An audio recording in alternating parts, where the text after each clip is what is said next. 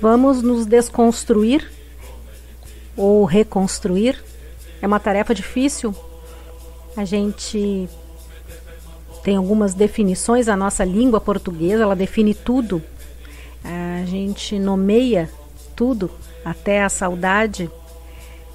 Então, para nós fica fácil determinar o que é o outro.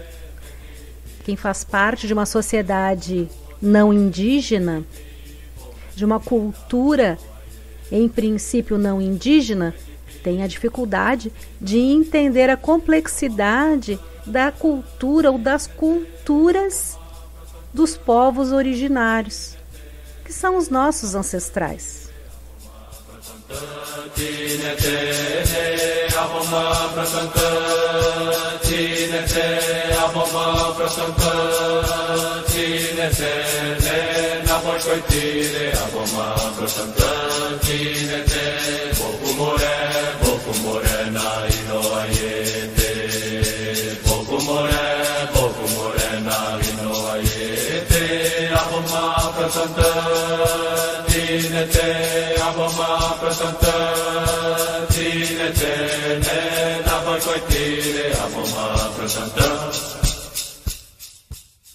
Hoje, no programa Universo Feminino, nós vamos abordar essa ancestralidade, a resistência, a luta.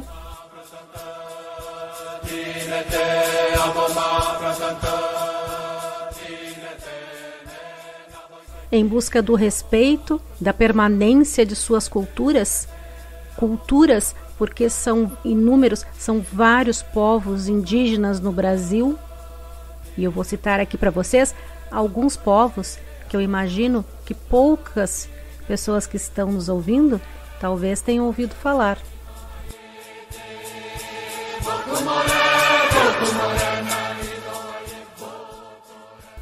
Timbira, Zoró, Xetá, Xerente, Xoclém, Chavante, Bororo, Jaminauá, Yauanauá, Avacanoeiro, Inicarajá, Javaé, Tapuia, Caingangue, Mibiá, Nhandeva, Guarani Xetá, Aruá, Icolém, Canoê, Aricapu, Apurinô. Chuatoque, Satatelhama, Wachatlet Qualiasato, Edkakekanelhashi, Yatelhae, Efeahe. Esse cântico fala para as crianças aprenderem que a nossa língua, o Iate, é muito importante. Wachatlet Qualiasato, Qualte, Efequaliasato, Etelhama.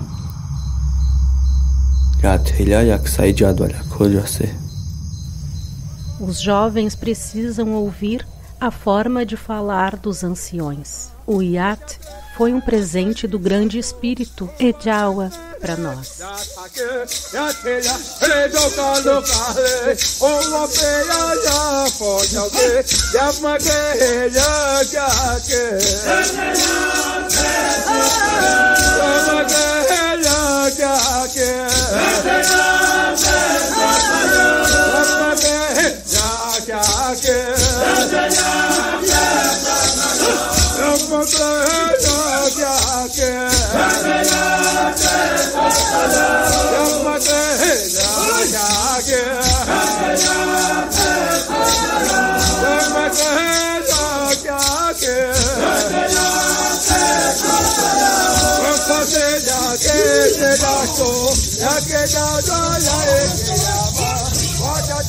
Yatelhae Efea, Jana e Ressalha,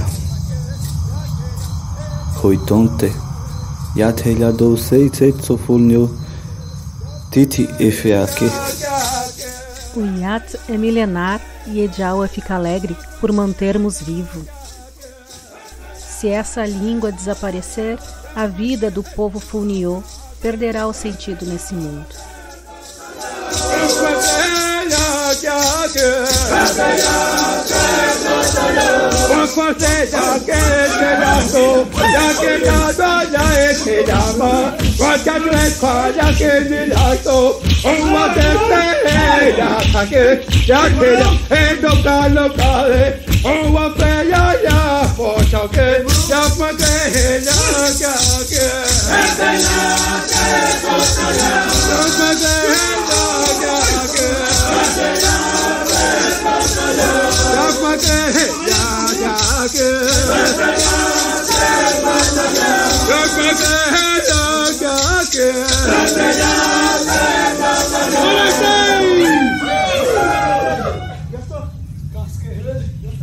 Kleinite, Yathelahel, Naudi Setsofulni Waukai, Chaito Asato Dotkake.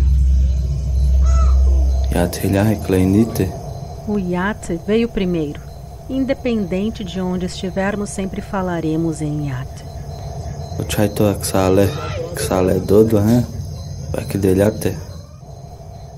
Ouçam, a língua do branco não é a nossa língua.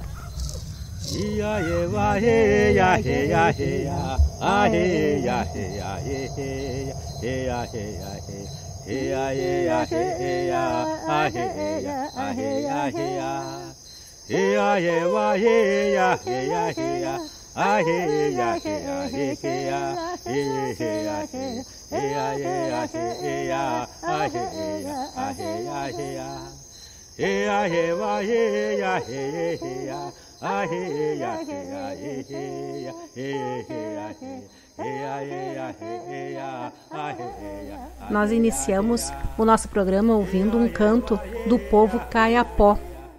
E agora nós acabamos de ouvir um canto do povo Funiô, que é o único grupo no Nordeste que conseguiu manter viva e ativa a sua própria língua, o Yate, e assim como um ritual que chamam Ouricuri, que atualmente eles realizam num maior sigilo. E na parte central das terras da reserva indígena se encontra assentada a cidade de Águas Belas, que é rodeada totalmente pelo território Funiô.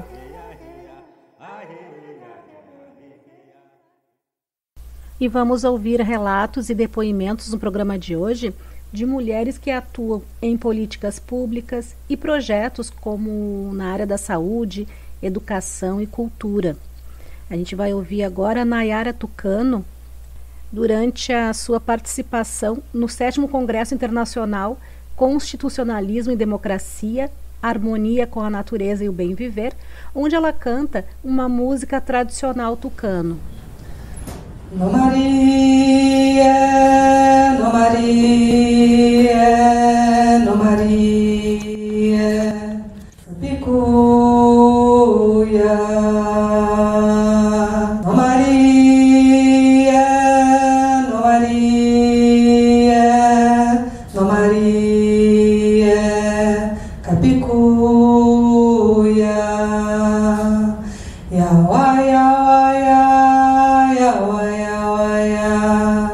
Yawa, yawa, Capicuia.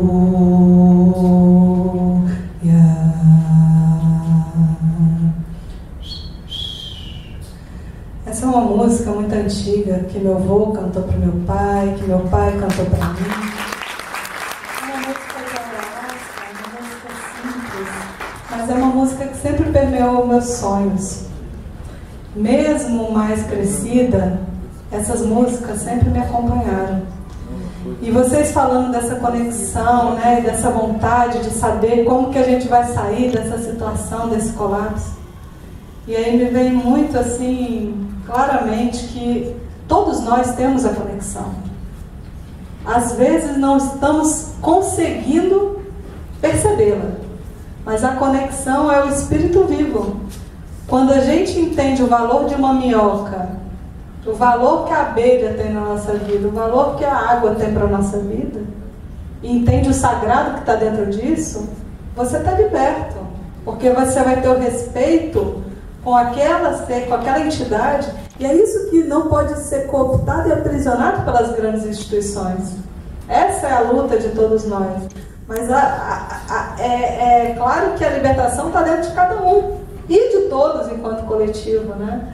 Então é muito bom assim quando eu vejo a nação Pachamama se aproximando de nós, todos os povos indígenas, seja do Peru, da Bolívia, do Equador, aonde nós estamos, a gente se encontra, a gente se reconhece como irmãos, como parentes, como irmãos mesmo, porque a gente sabe que a gente é diferente, mas o diálogo e a compreensão do outro, ela é muito clara, ela é muito respeitosa. Então acho que é só um pouco, eu quis cantar, porque é a mente às vezes que tem que silenciar para o coração poder se abrir, para a mente poder se abrir, né? Então é só essa mensagem mesmo que eu queria deixar aí enquanto ela estava preparando. Obrigada.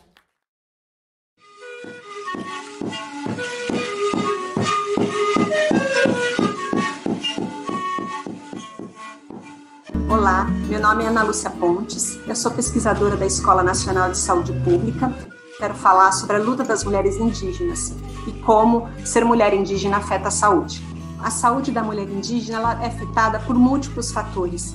Então, condições de vida que, por exemplo, tem baixo acesso a saneamento e água potável, em que o acesso à educação, por vezes, é difícil e precário, em que o acesso também a serviços de saúde é bastante dificultoso, seja porque vive em regiões remotas, ou seja porque as estruturas dos sistemas de saúde, por vezes, não são suficientes e são precárias.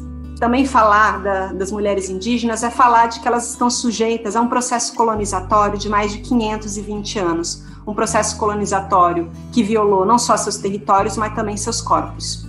E aí, a gente tem hoje um cenário que a gente caracteriza como uma desigualdade em saúde das mulheres indígenas. Falando só de alguns poucos indicadores, a gente sabe que as taxas, por exemplo, de mortalidade são piores em mulheres indígenas do que não indígenas. Apesar de a gente ter conquistado em 1999 o subsistema de atenção à saúde indígena, ainda, por exemplo, alguns cuidados como o acesso ao pré-natal, ele não é garantido para todas as mulheres indígenas e na qualidade necessária. E lembrando que também não é isso que se reduz à saúde da mulher indígena. São mulheres que trabalham, que lutam politicamente, que trabalham, às vezes, não só na reprodução e no cotidiano da sua vida, das suas famílias e comunidades, mas também trabalham como professoras indígenas, como agentes indígenas de saúde, como advogadas e muitas outras profissões que cada vez mais elas conquistam. A gente não pode falar só das dificuldades e desse sofrimento das mulheres indígenas. Elas são extremamente resilientes e fortes. Nos últimos anos, a gente tem observado, em termos nacional, uma organização dessas mulheres que tem cada vez mais ocupado diferentes espaços. E, a partir de 2018 e 2019, uma organização potente que resultou, em agosto de 2019, na primeira Marcha das Mulheres Indígenas, e que o ano passado, durante a pandemia, o que a gente viu foi o protagonismo dessas mulheres indígenas na organização de ações para apoiar suas comunidades no isolamento social e para promover o enfrentamento da Covid-19. Elas realizaram campanhas para arrecadação de alimento e distribuição de cestas, arrecadação de insumos para os serviços e para os trabalhadores de saúde, como de equipamentos de proteção individual, produziram lives e materiais educativos orientando seus povos com uma linguagem mais adequada e no seu próprio idioma.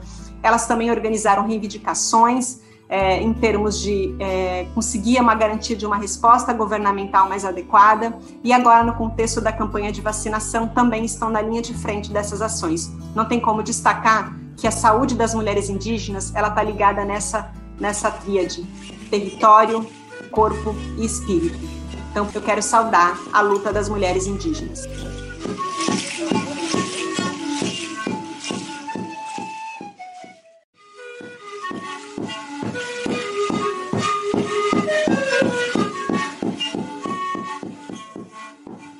Acredito que se os conselhos forem extintos, a nossa saúde indígena acaba. Infelizmente, é o primeiro passo para acabar com a nossa saúde indígena, com a nossa Secretaria Especial de Saúde Indígena, fazendo a extinção dos conselhos, né? Porque você não tem mais onde consultar quais são as melhores ações para as comunidades indígenas. Você não tem mais os indígenas ali para atuar junto com a gestão. É uma forma que você tem de acabar com o nosso subsistema, né, de municipalizar, que é e sempre foi, desde o início desse governo, a intenção. 2 meses atrás, nós tivemos uma conversa com o ministro, onde ele prometeu que ele não ia fazer nada de diferente na CESAI, que ele ia manter a CESAI da forma que estava. De repente vem esse decreto da presidência que afeta o nosso controle social, e logo após vem também esse decreto dizendo que retira a gestão da CESAI.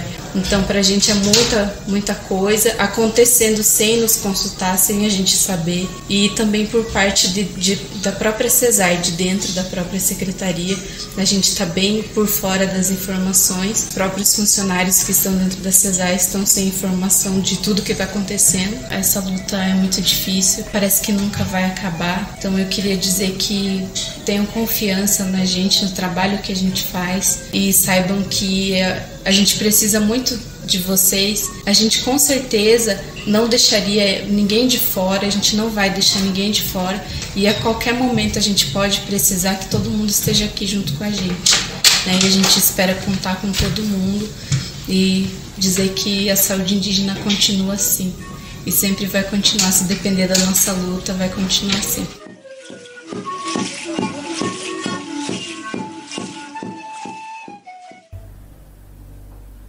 Meu nome é Daiane Nunes, meu nome indígena é Iepário, etnia Tucano, Amazonas. Vou cantar uma canção de Niná chamada Carincanhanhã.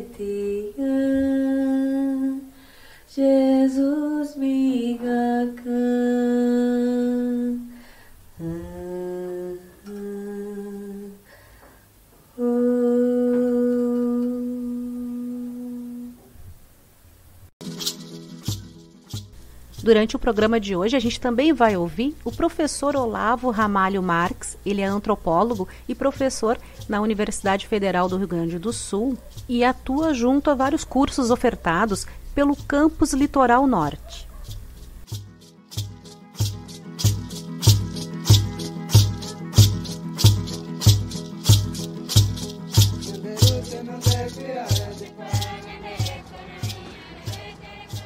Boa tarde. Meu nome é Olavo Ramalho Marques, eu sou antropólogo, professor do Campus Litoral Norte da Universidade Federal do Rio Grande do Sul. Atuo em diversos cursos de graduação aqui, ofertados pelo campus, né, entre eles bacharelado interdisciplinar em Ciência e Tecnologia, o bacharelado em Desenvolvimento Regional, são os dois cursos em que eu atuo preferencialmente. Eu sou atualmente coordenador do curso de licenciatura em Ciências Sociais, na modalidade à distância, também ofertado aqui pelo campus. Nós temos 6 polos, né, espalhados pelo interior: Sobradinho, Camargo, Vila Flores, Sapucaia do Sul, Imbé e Arroio dos Ratos. Também atuo no programa de pós-graduação em Dinâmicas Regionais e Desenvolvimento, PGD Redes, que é um mestrado acadêmico na área de concentração, né, em dinâmicas regionais de desenvolvimento, e que faz parte, né, na grande área da CAPES de planejamento urbano e regional, e atuo numa linha de pesquisa chamada Sociedade, Natureza e Cultura, né? Então, trazendo a importância da dimensão ambiental conjugada com a questão social para pensar as realidades regionais e os processos de transformação dessas realidades, né? Contemplando aí, sobretudo, a questão da diversidade sociocultural, extremamente importante em relação ao engajamento desses povos com os seus ambientes, né?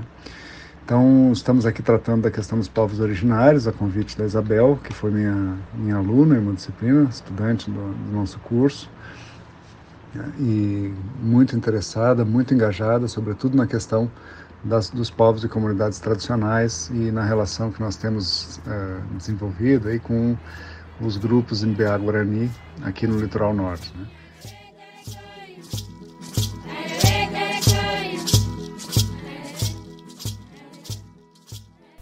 E eu gostaria também de informar que foi através da disciplina Etnodesenvolvimento, do curso Desenvolvimento Regional, ministrada pelo professor Olavo, que eu conheci um pouco, iniciei o meu contato com as comunidades tradicionais e, junto a isso, o mínimo, pelo menos um mínimo de percepção e observação, mais particularmente em relação ao povo Mbiá-Guarani, aqui do litoral norte do Rio Grande do Sul, e onde foi através de uma saída de campo, onde nós conhecemos alguns projetos e também conhecemos a retomada em Maquiné do povo Mbiá-Guarani, através do cacique André Benites.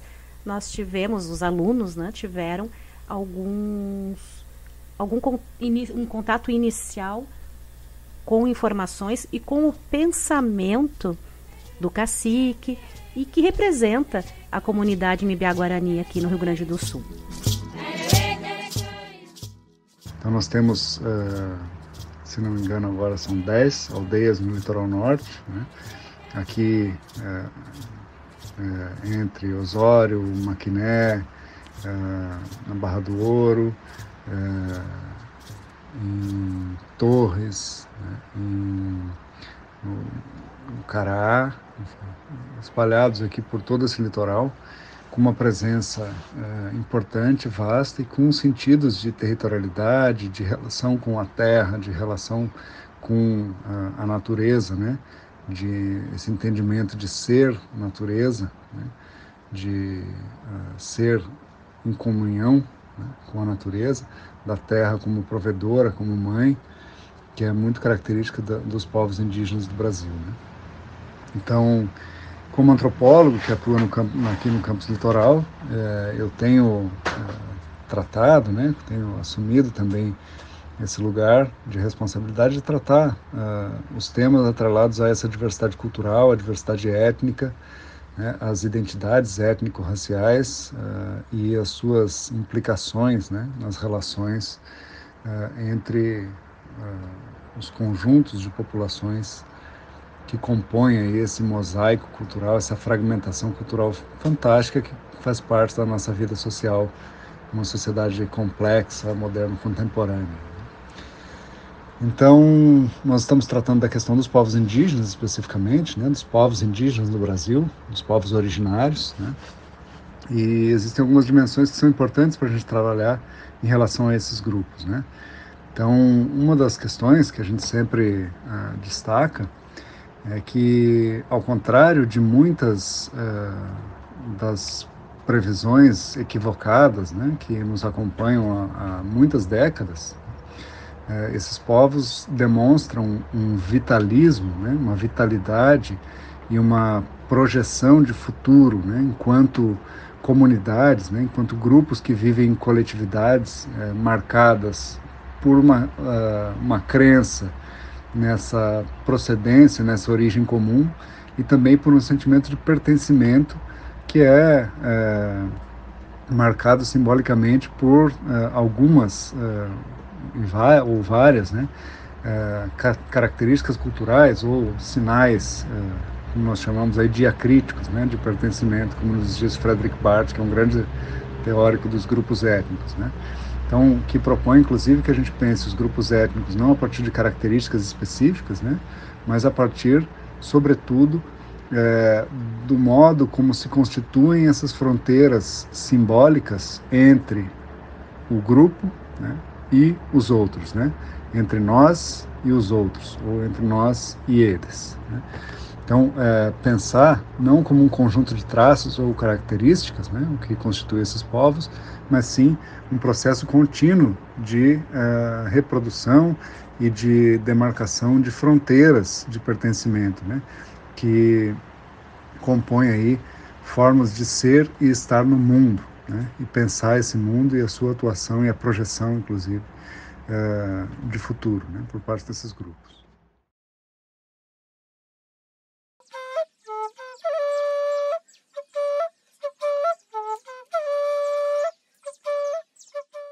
Meu nome é Dayara Hori. Meu nome tradicional é do Rigô. É o nome que eu recebo como primogênita, né? Primeira filha mulher. Eu nasci aqui em São Paulo. Eu sou formada em artes plásticas, né, pela Universidade de Brasília. Tenho um bacharelado e licenciatura. Me formei mais na parte de desenho. E ultimamente eu tenho pintado um pouco, tenho desenhado um pouco, pintado um pouco, mas é difícil de explicar. Eu tenho feito uma pesquisa em cima dos nossos rori, que são nossos desenhos tradicionais que se encontram em objetos sagrados e cotidianos, e também nas mirações das nossas medicinas, né, da nossa cerimônia, os cantos, e trabalhado isso com estudo de cor e luz, né. Então, tenho produzido algumas telas que estão mais relacionadas a essa parte do sagrado, né, do sagrado do nosso povo, que é um povo ayahuasqueiro, né, e também feito alguns desenhos que estão dialogando com isso ultimamente, mas eu tenho um trabalho bem eclético em relação às artes plásticas, né? É uma coisa que não sei se tem assim um processo artístico. Estava debatendo até com um amigo, o Denilson Banilla, né? O conceito de arte é um conceito que é muito europeu, né? Para a gente, não sei se tem um povo que entende esse conceito de arte da maneira como nos foi ensinado na escola dos brancos, né? Na escola não indígena, né? Então, essas imagens, elas são mirações, elas são códigos, elas são outro tipo de mensagem, outro tipo de discurso, mas não são necessariamente poética, né? Essa coisa da poética, né, da figura poética, ela também é muito usada para mistificar a imagem do indígena, né? É muito fácil você dizer que o conhecimento indígena é poesia, ou mitologia, ou folclore, ou qualquer coisa que não tenha uma materialidade, uma dimensão mais profunda na sua identidade. É aquela coisa, uma identidade, uma coisa com a qual a gente pode brigar, né? A gente pode se contorcer para lutar contra a própria identidade, né? Contra alguma coisa que a gente tem. E também a gente pode se abrir e aceitar aquilo que a gente tem. O que eu conheço é daquilo que a vida me oferece, né? Então, eu sou aquilo que a vida me permitiu ser, porque ninguém escolhe nascer, nem onde se nasce, nem de quem se nasce, né? E também ninguém escolhe o que a vida nos dá. A gente vai recebendo e transmutando isso, né? Vendo o que a gente faz com isso. Mas eu trabalho com elementos indígenas, né? Trabalho com as minhas vivências que estão num contexto que é familiar, e por acaso a minha família é indígena, né? Mas elas não são feitas necessariamente para se contrapor perante a uma sociedade não indígena. Entendeu o que eu estou querendo dizer? Porque tem pessoas que fazem coisas para se contrapor à sociedade. Por quê? Porque o pessoal fica se questionando toda hora. Nossa, será que eles fazem isso? Hoje mesmo a gente foi na Liberdade, estava procurando uma pomadinha lá que eu gosto de usar. Aí chega o cara, ai, adorei seu brinco. E eu, obrigada. Você é índia? E eu, sou. Mas é mesmo? É de verdade? E eu, e tu? Ah, eu sou japonês. E aí a gente, de verdade? Ele, não, também sou falsificado. Eu nasci no Brasil. As minhas peças, eu tenho algumas peças do Japão, mas eu sou brasileiro. Aí a gente, tá, não, a gente é aqui de fábrica mesmo, né? São outras coisas. Então tem momentos em que a gente assume posturas políticas, né, para se afirmar identitariamente diante de um outro que está questionando a nossa identidade. E tem outros momentos que a gente não precisa fazer isso. Então eu não faço arte indígena. Eu faço arte, né? Eu faço arte. Eu sou indígena? Sou. E daí? Né? Ah, mas você... Vai, procura lá, quer um exame de DNA? O que precisa? Né? Para entender, né, essa coisa da identidade, ficar questionando a identidade do outro, tentando entender, né, o processo da vida do outro, às vezes é uma coisa absolutamente, não sei, né, nem achar o adjetivo, né, é uma curiosidade que está nessa coisa do estranhamento, mas também da negação, do questionamento, né, um estranhamento e questionamento ao mesmo tempo, né, então... eu tenho produzido um trabalho de artes visuais de uma maneira bem íntima, muito íntima minha, né, que dialoga com o aprendizado espiritual que eu tenho recebido no espaço íntimo da minha família, né, e que eu tenho compartilhado também no espaço íntimo daqueles que congregam, né, das mesmas cerimônias, que participam desse mesmo espaço, que conseguem compreender, dialogar com aquilo que eu desenho, com aquilo que eu pinto, né, porque a visualidade é toda uma linguagem, né, complexa também. Então, talvez a minha arte seja o espaço mais íntimo de mim, né? Então, eu pinto.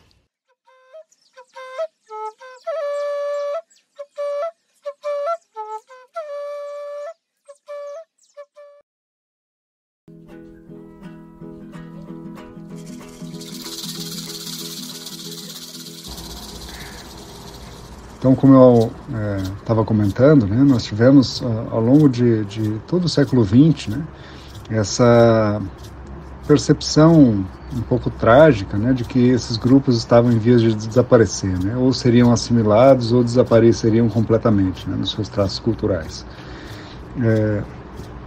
Então, a gente sempre conta uma história célebre, né, de que um dos grandes antropólogos do século XX, Claude Lévi-Strauss, um francês, né, responsável aí pela uma escola que foi fundamental e é ainda, né, na antropologia estrutural.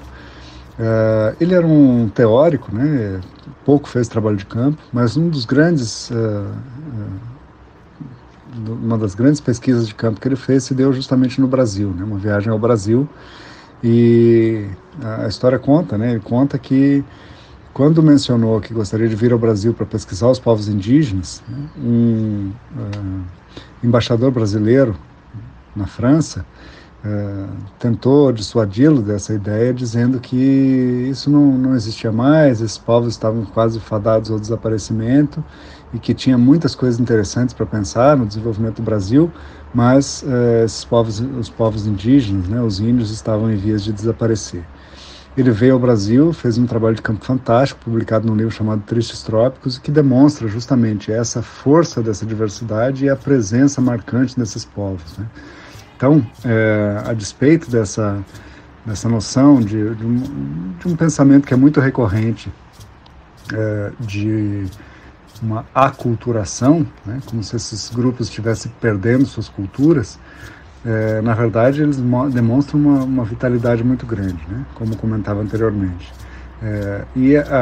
O combater essa lógica da aculturação, como se a cultura fosse um conjunto de traços, que se esses grupos perdessem, eles estavam perdendo a sua essência, né, nós precisamos pensar justamente na maneira como esses grupos compreendem a sua existência, o seu lugar no mundo, e a sua existência coletiva, né? Então nós temos hoje no Brasil, de acordo com o censo do IBGE de 2010, quase 900 mil pessoas que se auto-reconhecem como parte de comunidades indígenas, né? Como indígenas. Muitos desses indígenas estão em realidades urbanas, inclusive, né? Desses 900 mil, cerca de 325 mil pessoas estão em realidades urbanas. Então nós temos muitos indígenas em situação urbana, né? E não são menos indígenas por conta disso, né? Mas lidam e constroem, tecem nas cidades as suas próprias histórias e perspectivas, né? Então, por exemplo, nós temos uma aldeia na capital, em Porto Alegre, né? Uma aldeia indígena, que é inclusive um dos centros importantes de referência para os Mbiá-Guarani. Nós temos charruas também em Porto Alegre, nós temos caigangues também em Porto Alegre, a presença dessas distintas etnias indígenas, desses grupos indígenas que compõem aqui o nosso quadro de povos indígenas no sul do Brasil. Então, essa aldeia Mbiá-Guarani, Anhetenguá, é uma referência para os Guarani no sul do Brasil, quando precisam, por exemplo, estar na capital por questões de saúde, por questões políticas, para lidar com, né, as instâncias do governo, que também fazem parte da sua realidade, com a qual eles têm que se habituar e aprender a lidar também, né? Um grande desafio da interculturalidade. Então, para mencionar, né, o que nós discutimos, debatemos e aprendemos com esses grupos, é que eles são povos originários que estavam aqui antes da chegada dos europeus, dos colonizadores europeus, da invasão europeia, né? No caso do território brasileiro por parte dos portugueses, mas do resto da América do Sul, a colonização espanhola também, né? Então são povos que estavam aqui antes dessa invasão europeia, né? E os grupos indígenas atuais são grupos que historicamente estão vinculados a esses povos originários, né? Por isso dizemos povos originários. Uma longa trajetória, né, que se diferencia substancialmente, né, da trajetória civilizatória da nossa civilização de matriz ocidental, ou da civilização de matriz ocidental, e que tem uma influência e uma importância tremenda na nossa própria configuração enquanto sociedade abrangente, né? Muitos dos traços culturais da nossa língua, né, da nossa maneira de falar, muitas das denominações de acidentes geográficos, de lugares, de rios, né, uma série de palavras que são tomadas, emprestadas dessas línguas indígenas originárias, que inclusive são um critério de classificação desses povos, né, a partir dos seus troncos linguísticos. E da mesma maneira nós temos muitos traços em termos de alimentação, de contribuições importantíssimas para a alimentação no Brasil e no mundo, né, que vieram desses grupos, origens de vários alimentos, como por exemplo mandioca, milho e uma série de outros aí, que compõem aí elementos fundamentais do nosso cardápio, que são de origem indígena, né? E da mesma maneira aprender a lidar com todo esse ambiente complexo no qual nós nos enraizamos, né? Então, esses grupos, inclusive, questionam muito da nossa arbitrariedade em termos da instituição de fronteiras, né? Da constituição de fronteiras políticas entre estados e entre estados nacionais, né? Entre países. Os Mbiá-Guarani, que estão presentes aqui no litoral, têm um critério de territorialidade fluida, né, livre, que, por exemplo, agrega partes dos estados de territórios que hoje são partes do Paraguai, da Argentina, por exemplo, né, e eles se reconhecem como uma coletividade que extravasa, né, essas fronteiras políticas entre estados nacionais. E outros casos, muitos outros casos, né, da situação amazônica, por exemplo, né, para tratar da nossa realidade local, pensar nos Mbiá-Guarani.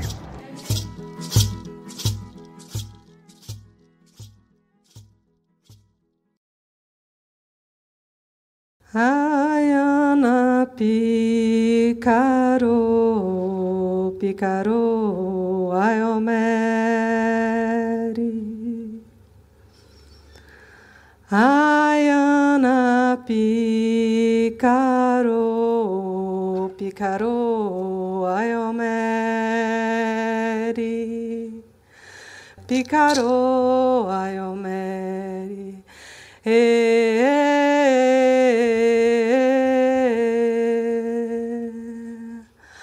Ayana picaro. Picaro, Ayomeri,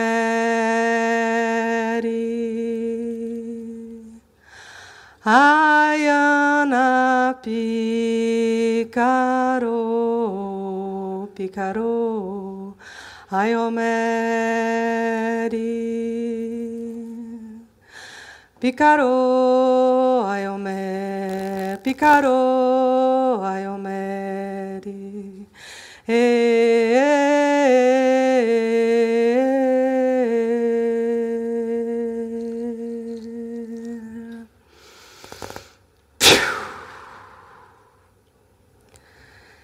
Esse canto que eu acabei de cantar para vocês é um canto cerimonial que meu avô ensinou para o meu pai, que então repassou para mim. Esses e outros cantos nós cantamos nas noites de Carpi, noites de Ayahuasca, que são cerimônias sagradas, quando nos conectamos com o nosso grande Pai Universal, com nossos espíritos, espíritos de nossos antepassados, espíritos visíveis e invisíveis que nos acompanham. Para o meu povo, povo Iepamaçã, a criação do mundo começou quando tudo era escuro. No tempo do início do mundo, não existia nem fala, nem movimento, mas já existia o pensamento. O Marconhecon, o criador do universo, certo dia se sentiu sozinho e então decidiu criar o avô Sol e o avô Lua. Do namoro entre os dois nasceu a Terra. Ele então pegou o seu tabaco sagrado, Miró, fez uma cerimônia e assoprou em direção ao mundo.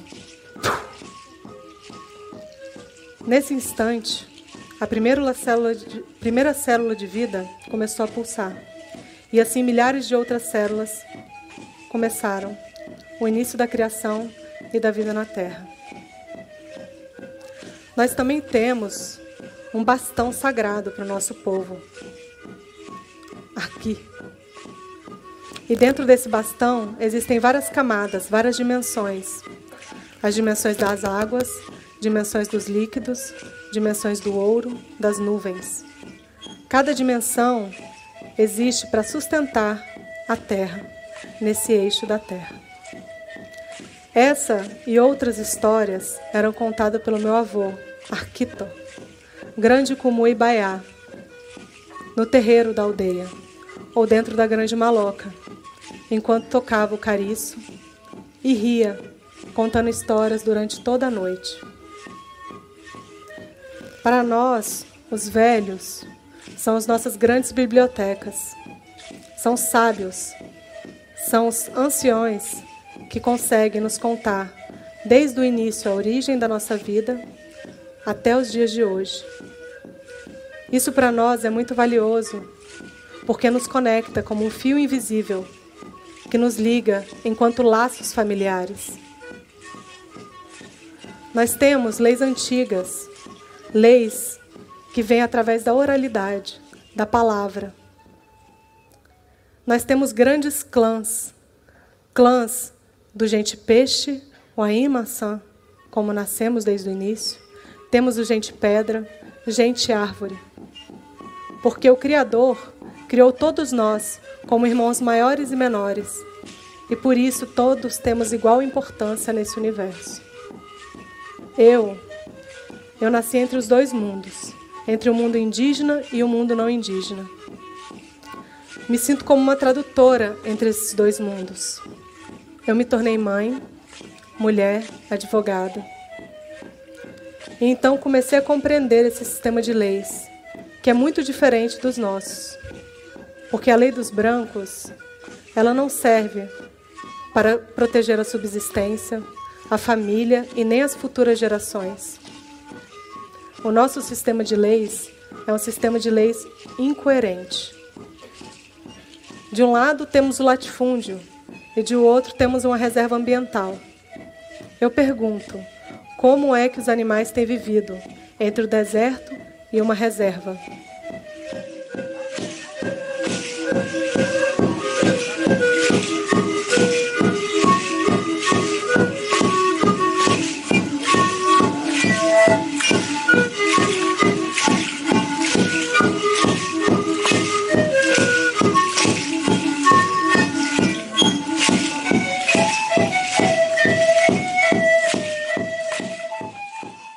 todos estão encurralados. Como é que os seres humanos estão vivendo aqui na Terra? A maioria está sozinho. Isso é muito preocupante para nós. Por quê? Porque tudo está interligado. As relações do mundo, todas dependem uma das outras. Tudo é uma relação só. E quando a pessoa já não sabe de onde vem o seu alimento, não sabe o tempo do plantio, da colheita ou das estações, ela se desconecta dessa essência divina que tem em cada um. Hoje eu estou aqui para contar essas histórias para vocês, porque eu acredito que se nós colocarmos outros valores no centro das relações humanas, como o amor, como a simplicidade, como o afeto, a delicadeza e a colaboração, nós poderemos trabalhar de uma outra maneira junto com a Terra. Nós poderemos trabalhar curando a Terra. Isso é o que nós pensamos. Isso que nós rezamos enquanto estamos nessas noites sagradas de Carpi. Quando bate o vento, quando os grilos cantam, quando os sapos cantam. Nós defendemos a floresta porque na floresta tudo é vida. Tudo pulsa, tudo respira. Quando vocês olharem um povo indígena, lembrem-se, nós temos muito conhecimento. E esse conhecimento, ele vem do grande Pai Universal. Esse universo, ele é infinito. E ele é muito encantado. Por isso, eu acredito que se cada um parar e pensar o que é que eu vim fazer aqui na Terra, o que é que eu quero deixar para os meus filhos, para os meus netos, para os meus bisnetos. Para nós, esses conhecimentos da floresta podem ser invisíveis aos olhos e ouvidos de quem não aprendeu a ler essa natureza, esse universo. Mas para nós, é o que nós temos de mais sagrado, porque nos mostra de onde viemos e para onde vamos. Eu espero que essa história faça sentido para algum de vocês, porque eu defendo, nós devemos nos unir. Nós podemos nos fortalecer juntos. Nós precisamos desta terra. E para que isso aconteça, para que a vida continue brotando do ventre dessa terra, que tudo nos dá, nós precisamos fazer algo a mais. Anhô.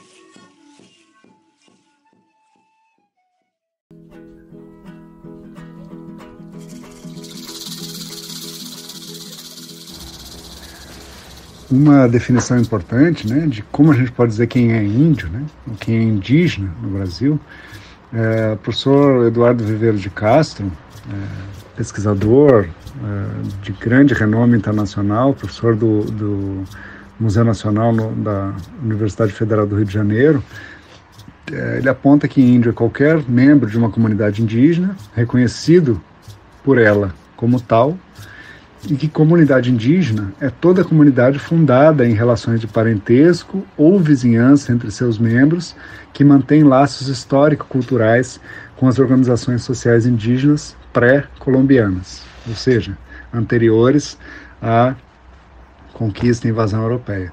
Vejam bem, né? Isso não significa a manutenção ou a perpetuação de qualquer tipo de traço cultural, né? Mas sim uma relação de ancestralidade, né, em relação a esses povos que estão aqui há milênios, né, e que habitam esse território há milênios. Então nós temos atualmente, né, só para mencionar, cerca de 256 povos indígenas diferentes, né, e que falam mais de 150 línguas diferentes também.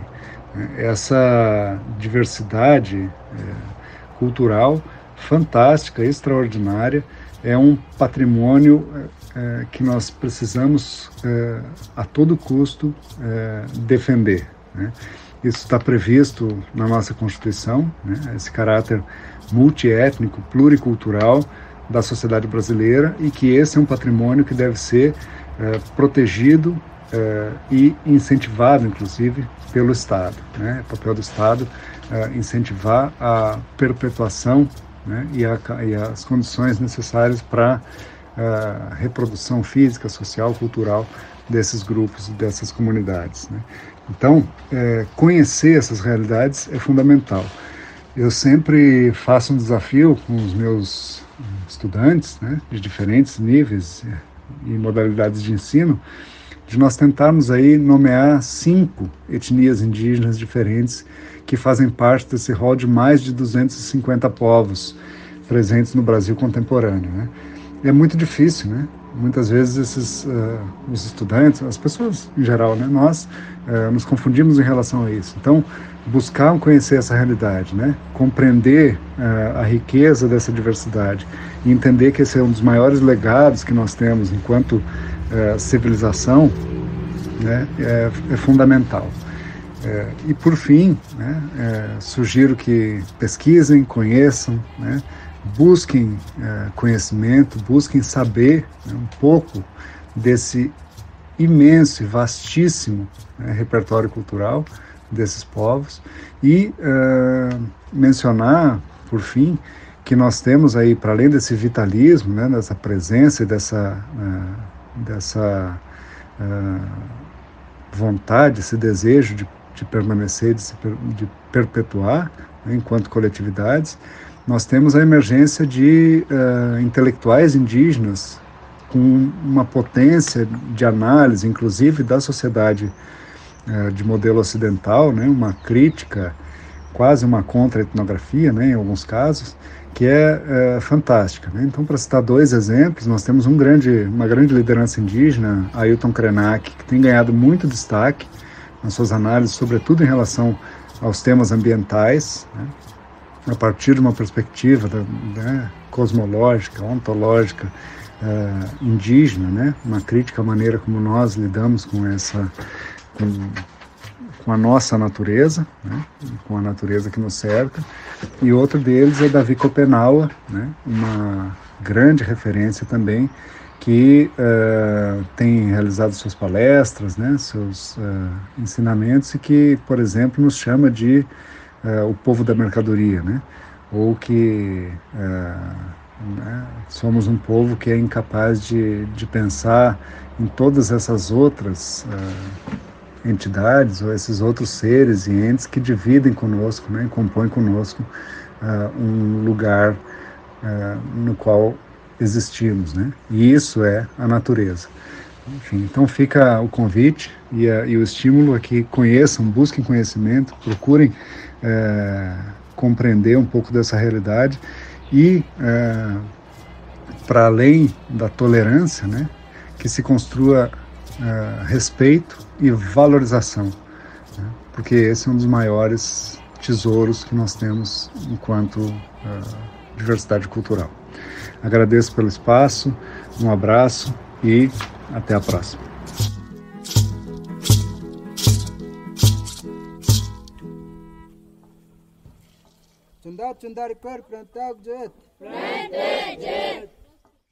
Você ouviu Universo Feminino,